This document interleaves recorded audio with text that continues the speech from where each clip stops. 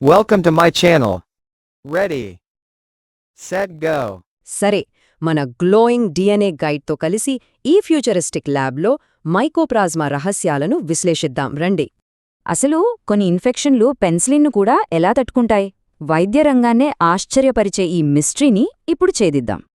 ఈ హాలోగ్రామ్ వైపు చూడండి. ఇదే మన నేరస్తుడు మైకోప్లాస్మా. ప్రకృతిలో స్వేచ్ఛగా జీవించే అతి చిన్న బ్యాక్టీరియా ఇదే. దీని సైజు కేవలం 100 నానోమీటర్లే. అంటే ఇది సాధారణ మైక్రోస్కోపుల కంటికి కూడా అస్సలు చిక్కదన్నమాట.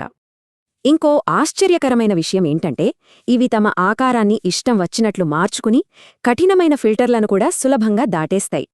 ఇక్కడే ఉంది అసలు ట్విస్ట్. సాధారణ బ్యాక్టీరియాలా కాకుండా ఈ మైకోప్లాజ్మాకి ఆ దృఢమైన కణకవచం అంటే సెల్ వాల్ ఉండదు. మన గ్లోయింగ్ డిఎన్ఏ గైడ్ చెబుతున్నట్లుగా కణకవచం లేకపోవడంతో ఇది తన రక్షణ కోసం పూర్తిగా కొలెస్ట్రాల్ పైనే ఆధారపడుతోంది.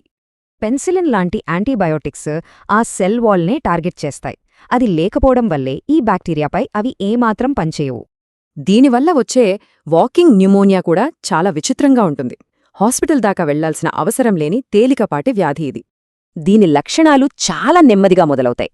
ముందుగా చిన్న పొడి దగ్గు, గొంతు నొప్పితో ఇది స్టార్ట్ అవుతుంది. ముఖ్యంగా కాలేజీలు, మిలిటరీ క్యాంపుల్లాంటి రద్దీ ప్రదేశాల్లో వ్యక్తుల మధ్య శ్వాసకోశ బిందువుల ద్వారా ఇది చాలా వేగంగా వ్యాపిస్తుంది. ల్యాబ్లో ఇవి చాలా నెమ్మదిగా పెరుగుతూ అచ్చం ఫ్రైడ్ ఎగ్ లేదా ఆమ్లెట్ లాంటి విచిత్రమైన ఆకారాన్ని ఏర్పరుస్తాయి తెలుసా? కానీ ఇందులో ఒక మినహాయింపు ఉంది. మైకోప్లాజ్మా న్యూమోనియా అనే రకం మాత్రం మల్బరీ పండు ఆకారంలో గుంపులుగా పెరుగుతుంది. దీన్ని వేగంగా గుర్తించటానికి డాక్టర్లు గొంతు నుండి స్వాబ్ తీసుకుని బ్యాక్టీరియా డిఎన్ఏని కనిపెట్టడానికి పీసీఆర్ టెస్ట్ ఉపయోగిస్తారు. సెల్ వాల్ లేదన్న సమస్యను దాటాలంటే ఎరిథ్రోమైసిన్ లాంటి ప్రోటీన్ తయారీని ఆపే మందులను వాడటమే దీనికి ఏకైక పరిష్కారం. ఈ ల్యాబ్ విశ్లేషణ ముగించే ముందు ఒక ప్రశ్న. ఈ వ్యాధికారకాలు మరెన్ని అంతుచిక్కని జీవశాస్త్ర రహస్యాలను దాచి ఉంచాయో కదా? Thanks for watching.